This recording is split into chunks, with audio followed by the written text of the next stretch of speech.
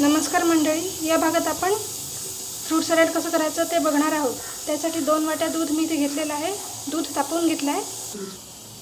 2 चमचे custard powder आणि परत अर्धा वाटी साधं दूध घेतलं आहे मी इथे। आता या थंड दुधात 2 चमचे कस्टर्ड पावडर मी मिसळून घेणार आहे आणि मिक्स करून घ्यायचं।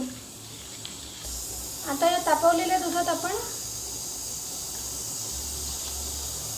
कस्टर्ड पावडर घातलेलं दूध घेतलं आहे। त्यात आता चवीनुसार साखर मिक्स करून परत चांगलं शिजवून घेणार आहोत।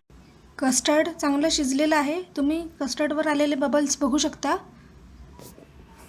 आता आपण हे कस्टर्ड थंड करून घेणार आहोत। तुम्ही कस्टर्डची कन्सिस्टन्सी पाहू शकता।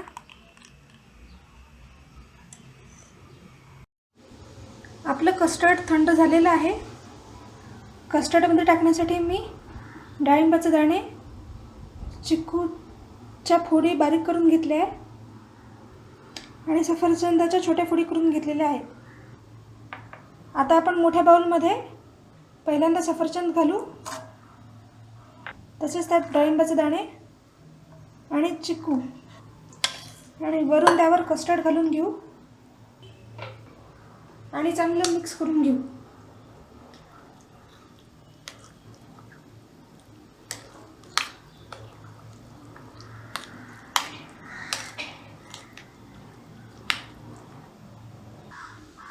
आपलं फ्रूट सॅलड तयार आहे।